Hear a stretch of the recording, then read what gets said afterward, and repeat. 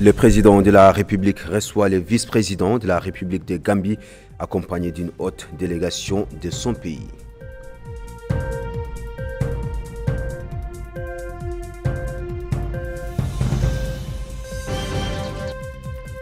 Le Premier ministre et le vice-président de la Gambie président l'ouverture de la 6e session de la Commission mixte de coopération mauritano-gambienne.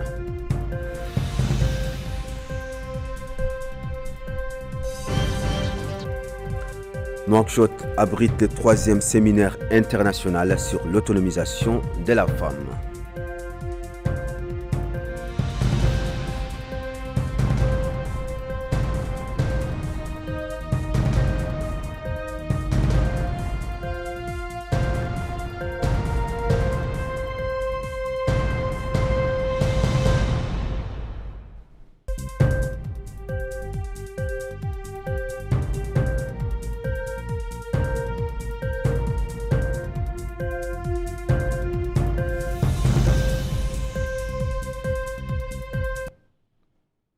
Mesdames et messieurs, bonsoir, bienvenue, merci de vous joindre à nous pour cette nouvelle édition. Le président de la République, Mohamed Cheikh El Ghazouani, a reçu aujourd'hui Mohamed Diallo, vice-président de la République de Gambie, à la tête d'une délégation de haut niveau comprenant Mamadou Tangara, le ministre des Affaires étrangères, Abdoulaye Sanyang, ministre de l'Intérieur, et Cheikh Oumar Faye, ambassadeur de la République de Gambie dans notre pays.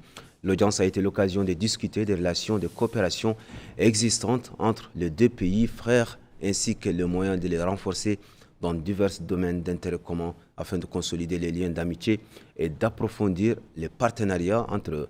Cette rencontre s'inscrit par ailleurs dans le cadre de la dynamique renouvelée des relations mauritano-gambiennes et de la volonté des dirigeants des deux pays de renforcer la coopération et l'intégration au service des intérêts communs de leur peuple.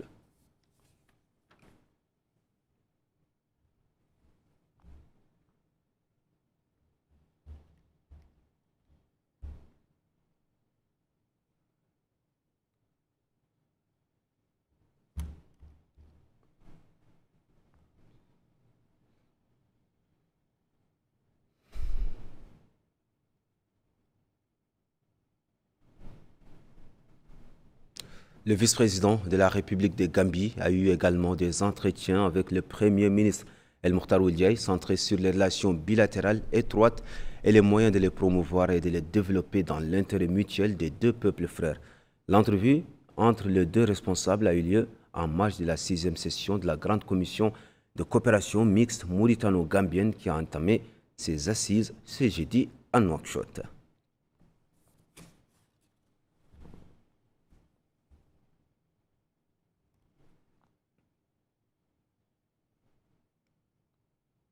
Le Premier ministre et son hôte gambien ont présidé l'ouverture de cette 6e session de la Commission mixte de coopération mauritano-gambienne par un échange de discours dans lequel ils ont salué la qualité des relations fraternelles entre les deux pays fondées sur des liens historiques, culturels et civilisationnels avant d'insister sur l'importance de cette rencontre. Yedel Fall. Début ce matin des travaux de la 6e session de la Commission mixte de coopération entre la Mauritanie et la Gambie. Cette rencontre de haut niveau s'est déroulée sous la coprésidence du Premier ministre M. Mokhtar Ould Ndiaye et du vice-président gambien M. Mohamed Diallo, en présence de plusieurs ministres, diplomates et responsables des deux pays.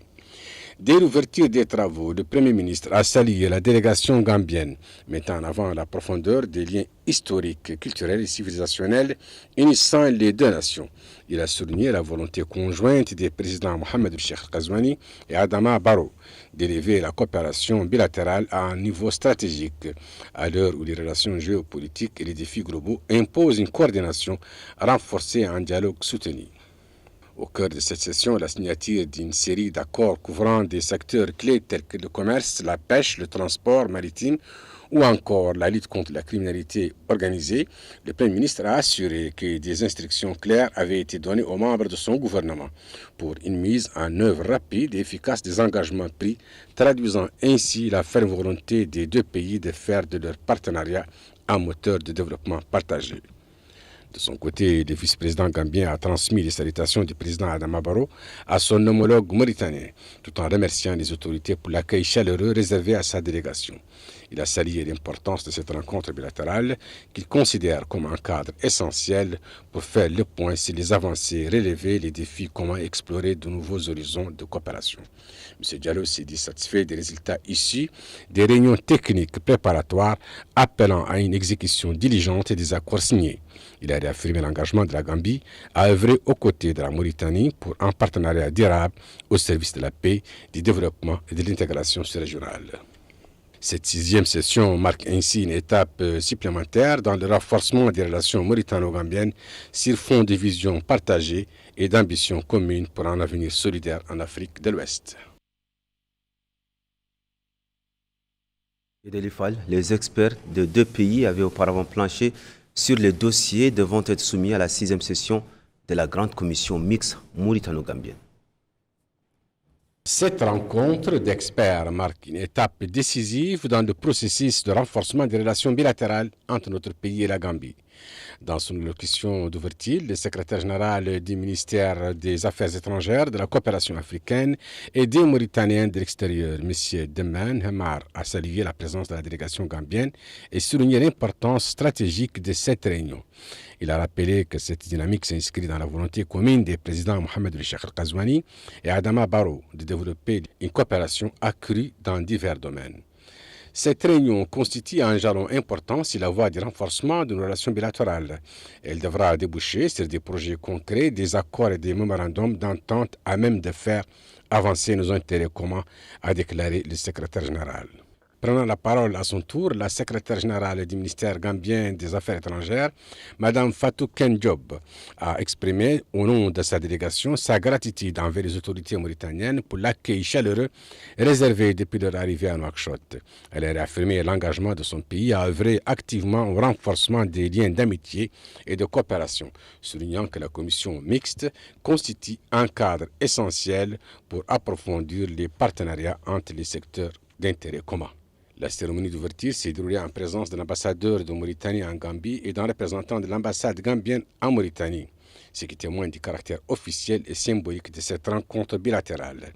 Il attendit que cette réunion ouvre de larges horizons pour une coopération constructive entre les deux pays dans des domaines stratégiques et vitaux importants. Au volet parlementaire, la conférence des présidents a examiné aujourd'hui un certain nombre de projets de loi soumis par le gouvernement à l'approbation de la Chambre.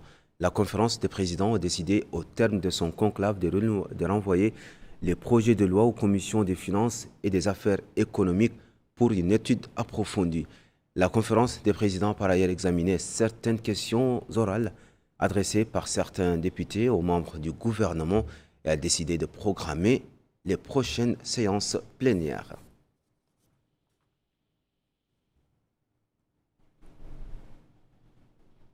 Brahim Boukali, le président du Conseil populaire national algérien, a visité hier soir en compagnie du président de l'Assemblée nationale, Mohamed Bamba Meguet, et du ministre de la Culture, des Arts, de la Communication et des Relations avec le Parlement, porte-parole du gouvernement, l'exposition et le musée international de la biologie du prophète et de la civilisation islamique. Le président du Conseil populaire national algérien a exprimé son admiration pour l'exposition et sa contribution dans la préservation de l'histoire de l'islam. Bokar Baïlaba. Au cours de cette visite du musée international de la biographie du prophète, paix et salut sur lui, et de la civilisation islamique, le président de l'Assemblée nationale, Mohamed Bamba Meguet, le président du Conseil populaire national algérien, Brahim Bourali, et le ministre de la Culture, des Arts, de la Communication et des Relations avec le Parlement, porte-parole du gouvernement Hussein El Medou, ont reçu des explications détaillées sur cet édifice scientifique et son importance pour enraciner les valeurs incarnées par le prophète, paix et salut sur lui, ainsi que pour présenter la civilisation islamique dans une vision globale.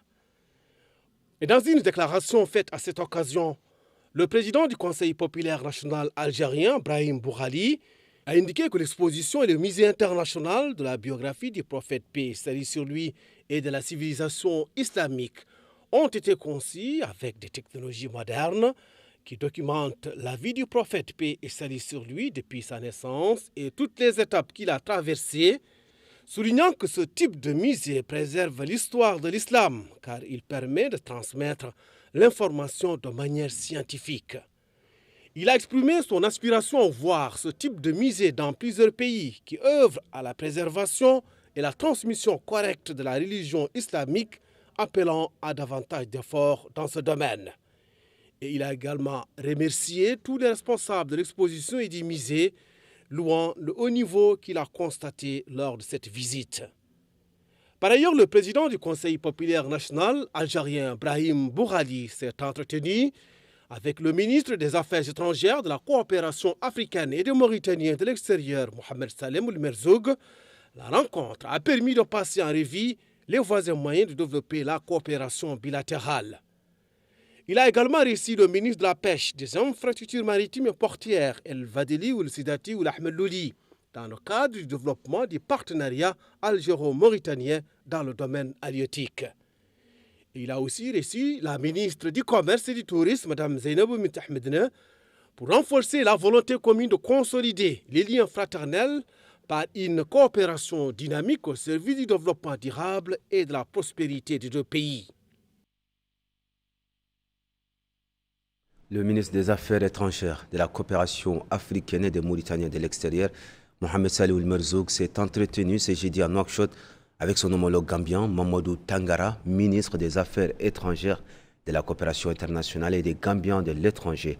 Les entretiens qui se sont déroulés en marge des réunions de la 6e session de la Grande Commission mixte mauritano-gambienne ont porté sur les excellentes relations de coopération entre les deux pays frères, les moyens de les renforcer et de les développer, ainsi que sur les questions d'intérêt commun. Le ministre de l'Intérieur, de la promotion et de la décentralisation et du développement local, Mohamed Ahmed Ould Mohamed Lemine, a de son côté eu des entretiens en marge de la 6e session de la commission mixte de coopération mauritano-gambienne avec son homologue gambien, Abdoulaye Sanyang, centré sur les relations sécuritaires entre les deux pays, particulièrement la lutte contre le terrorisme, la drogue et la régulation de l'immigration. Il a été également question des conditions des citoyens en Mauritanie et en Gambie. Lancement ce jeudi par le ministère des Affaires sociales, de l'enfance et de la famille des travaux du 3e séminaire international sur l'autonomisation de la femme avec la participation d'un parterre d'experts nationaux et internationaux. Voyons avec Bokar Baylaba les enjeux de cette rencontre. La rencontre est placée sous le thème « Autonomisation des femmes, un levier pour leurs droits ». Cette autonomisation passe aussi par le numérique. En d'autres termes, les femmes ont un grand rôle à jouer dans le développement de l'économie numérique.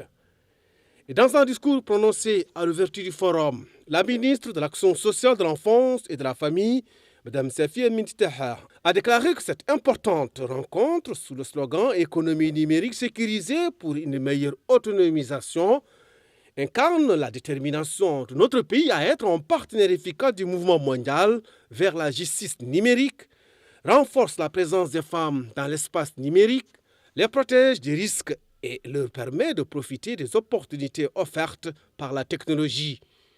Il a indiqué que ce forum est placé sous le haut patronage de la première dame, Dr Mariam Vadelda, qui déploie d'importants efforts dans la promotion de l'autonomisation de la femme mauritanienne.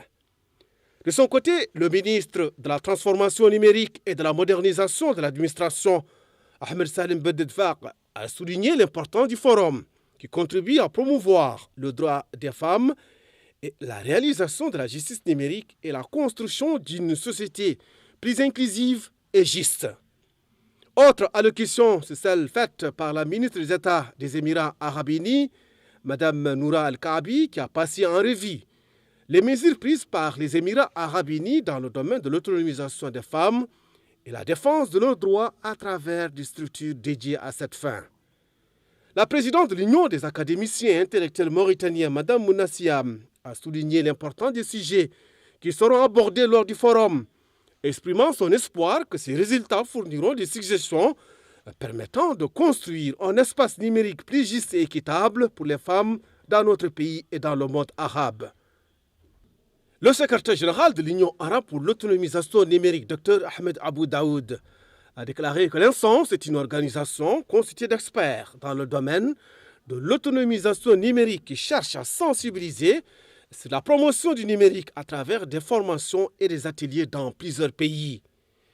D'autres intervenants se sont relayés pour mettre en exergue l'importance de l'autonomisation des femmes à travers le numérique qui constitue un levier pour leurs droits. La cérémonie d'ouverture a également donné lieu à la remise de distinctions à la première dame, à la ministre émirati, à la ministre de l'Action sociale, de l'Enfance et de la Famille, au ministre de la Transformation numérique et de la modernisation de l'administration et d'autres personnalités. Fin de la tournée d'inspection du ministre délégué auprès du ministre de l'Intérieur chargé de la décentralisation et du développement local dans les centres et les points de collecte des déchets au niveau des Mourata de Nouakchott Nord et Ouest. Cette visite intervient en perspective de l'entrée en vigueur ou de l'entrée en service de la nouvelle entreprise chargée du nettoyage de la capitale. Mohamed Khattat.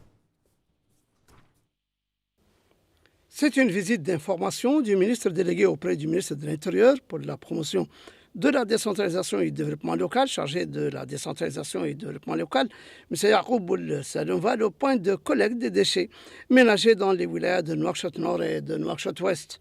L'occasion pour lui d'appeler les habitants de Nouakchott à coopérer avec les autorités compétentes pour la propreté de la capitale, rappelant que cette tournée s'inscrit dans le cadre de l'exécution des instructions de son Excellence, le président de la République, M. Mohamed Cheikh Al-Ghazouani, mise en exécution par le gouvernement du Premier ministre, M. Mokhtar Ould Diaye, visant à débarrasser toutes les régions de Nouakchott des déchets ménagers et éliminer ce phénomène qui nuit à la santé publique et constitue un danger pour l'environnement. Il a ajouté que l'opération de nettoyage de la capitale, lancée par le secteur et les services compétents, se poursuivra jusqu'à l'atteinte de l'objectif afin de construire une capitale moderne dotée de toutes les composantes urbaines modernes. Il a souligné que l'investissement de 57 milliards d'ouïas par les hautes autorités pour atteindre cet objectif ne peut être réalisé sans la conjugaison de tous les efforts de la base au sommet afin de changer les mentalités et de diffuser une culture de conscience civique parmi les citoyens. Il a précisé qu'un appel d'offres avait été lancé et remporté par une société étrangère qui démarrera ses travaux le 1er juillet prochain pour donner à la capitale le visage qui lui sied. Et partant, tous les citoyens sont appelés à jouer le rôle qui leur est dévolu à cet égard pour contribuer à l'atteinte de cet objectif et à la préservation de ces grandes réalisations. La tournée du ministre a englobé les Moukata'a d'Uksar, de Tefraq Zena, de Sebkhat d'Arnaïm et Toujounine, où il a constaté les efforts considérables déployés à cet effet. Le maire de la commune de Toujounine, M. Ahmed Salim Ould Filali, a salué les efforts déployés par le secteur pour éliminer les déchets ménagers dans tous les quartiers de la capitale et en particulier dans la commune de Toujounine. Il a déclaré que la visite du ministre et de la délégation qui l'accompagne est arrivée au bon moment pour suivre de près cette opération et poursuivre le travail de la société qui était en charge du nettoyage de la capitale jusqu'à ce qu'elle transmette la tâche à celle qui lui succédera le 1er juillet prochain. Il a appelé les citoyens à contribuer à relever tous les défis qui entravent la propriété de la capitale et de la commune de Toujounine en particulier en éliminant les déchets ménagers de manière urbaine. Quant au maire de la commune de Sebkhat, M. Baïsmaïla Moussa, il a déclaré: Je voudrais remercier le ministre délégué pour le travail qu'il est en train d'accomplir. Il se soucie beaucoup de la propreté de la ville de Nouakchott. Nous avons eu plusieurs réunions avec lui et chaque fois, c'est l'un des problèmes auxquels il a vraiment insisté là-dessus. Et donc nous le remercions pour ce geste qui est de venir visiter notre commune afin de se rendre compte sur place de la situation sur le plan propreté et sur le plan poubelle. C'est dire que cette visite du ministre délégué vient appuyer le travail colossal accompli pour éliminer les déchets et changer les mentalités afin de préserver la propreté de la capitale. Hier, à l'issue du Conseil des ministres, des membres du gouvernement ont commenté devant la presse les décisions phares adoptées par le gouvernement. Il s'agit à l'occurrence du ministre de la Culture, des Arts, de la Communication et des Relations avec le Parlement, ceux de l'économie et des finances, et de l'habitat et de l'urbanisme et de l'aménagement du territoire. Synthèse de cette conférence de presse avec Fatima Tadé. Le ministre porte-parole du gouvernement, Hussein Oulmedou, a ouvert la conférence en rappelant que le Conseil a adopté plusieurs projets de loi et de décrets, parmi lesquels l'autorisation de 2 accords financiers majeurs. L'un concernant l'extension du système d'adduction d'eau potable F2 et Sahili, l'autre lié à la première phase du développement des ressources énergétiques et du soutien au secteur minier. Prenant la parole, le ministre de l'économie, Sidi Ahmed Oulbou, a souligné l'importance du protocole signé avec la France pour améliorer l'accès à l'eau en Nouakchott. Le projet, financier à hauteur de 18 milliards d'euros, permettra une production supplémentaire de 75 000 m3 par jour, en plus de 150 000 m3 actuels. Le crédit est accordé sur 25 ans à un taux inférieur à 1%, a-t-il précisé. Le projet comprend également 5 composantes, dont l'extension de la station de traitement à Beninaji, la mise en place d'une station de surpression à Tigenti et la réhabilitation des installations existantes. Le second accord signé avec l'Association internationale de développement IDA concerne le développement énergétique et minier d'un montant d'environ 34 milliards d'euros répartis sur 3 phases. Le projet prévoit notamment l'intégration de l'énergie solaire et éolienne dans le réseau national et la création d'une agence dédiée à l'hydrogène vert. Notons que ce projet vise à assurer la stabilité et la fiabilité du réseau électrique, conditions essentielles pour le développement du secteur minier. Annonçons également la mise en place de filières de formation à l'hydrogène à l'école du pétrole et du gaz.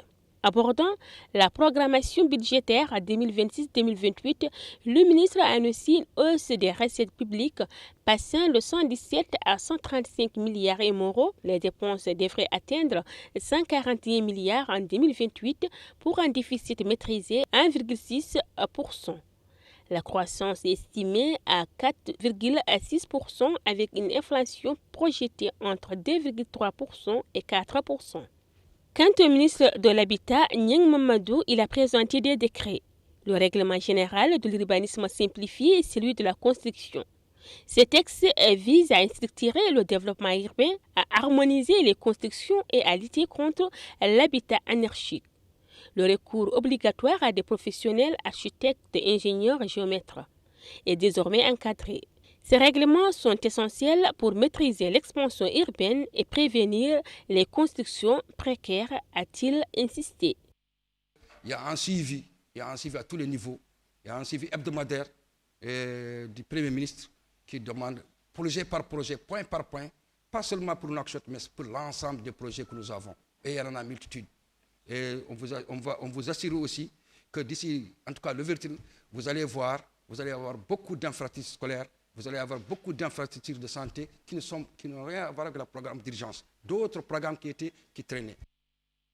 Le porte-parole du gouvernement a répondu à une question relative à leur paillage et a donné des précisions sur la reconnaissance des partis politiques. Il a affirmé que les demandes de reconnaissance des partis continuent à être traitées sans blocage en conformité avec la nouvelle législation. Les résultats relatifs à l'évaluation du cadre national de gestion des dangers environnementaux et sociaux en Mauritanie ont été présentés ce jour dans un atelier par le ministère de l'Environnement et du Développement durable. L'atelier a plongé sur l'approche du cadre juridique mauritanien et son adéquation avec les critères environnementaux et sociaux adoptés par la Banque mondiale. Récit de Mohamed Rabat. C'est un atelier technique qui s'inscrit dans le cadre d'un processus sectoriel auquel participent tous les secteurs concernés par l'intermédiaire des points de contact existants au niveau de chaque secteur. L'occasion pour M. Mohamed Abdallah Selma, chargé de mission au ministère de l'Environnement et du Développement durable, de déclarer que notre pays a adopté un ensemble de législations et de textes réglementaires relatifs à l'environnement et au développement social afin d'accélérer le rythme de préparation des projets économiques efficaces ayant des répercussions positives sur l'économie nationale avec l'aide du groupe de la Banque mondiale et de nos partenaires au développement, notamment la loi cadre sur l'environnement de 2024 et ses décrets d'application qui ont été renforcés par la récente ratification de la loi relative à l'impact environnemental. Ainsi, les participants à l'atelier recevront des présentations techniques sur les lacunes enregistrées dans le système juridique avec une vision pour une feuille de route visant à établir des normes techniques et financières internationales qui répondent à nos ambitions. Pour sa part, le représentant de la Banque mondiale en Mauritanie, M. Cheikh Hamaoula Diagana, a indiqué Je tiens au nom de la Banque mondiale à saluer l'engagement de l'ensemble de nos partenaires dans le processus, en particulier le ministère de l'Environnement et du Développement durable, pour son leadership et son implication forte dans cette évaluation. Je souhaite également souligner la participation active de nombreux ministères de la société civile et l'implication des partenaires techniques et financiers. L'atelier a été marqué par des présentations du cadre national de gestion, entre autres exposés techniques. On referme ce journal par la pluie avec les quantités relevées au niveau de certaines localités du pays.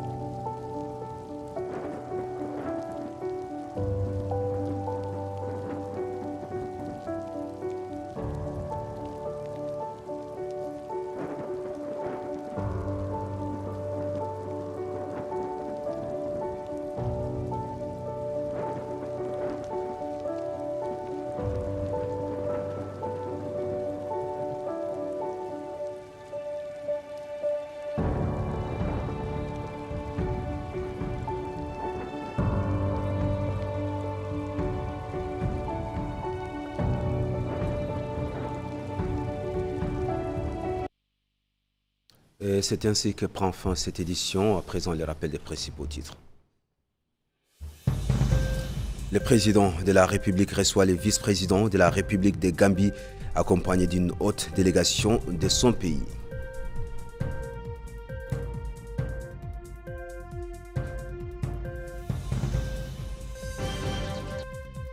Le Premier ministre et le vice-président de la Gambie président l'ouverture de la 6e session de la commission mixte de coopération mauritano-gambienne.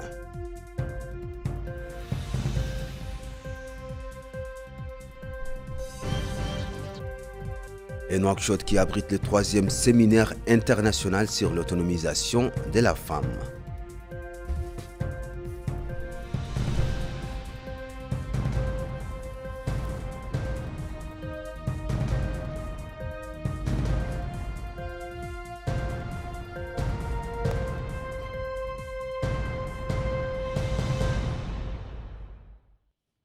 Mesdames, Mesdemoiselles, Messieurs, merci de nous avoir suivis. Merci de votre fidélité. On se retrouve demain à la même heure pour un nouveau JTF. D'ici là, prenez soin de vous et bonne soirée.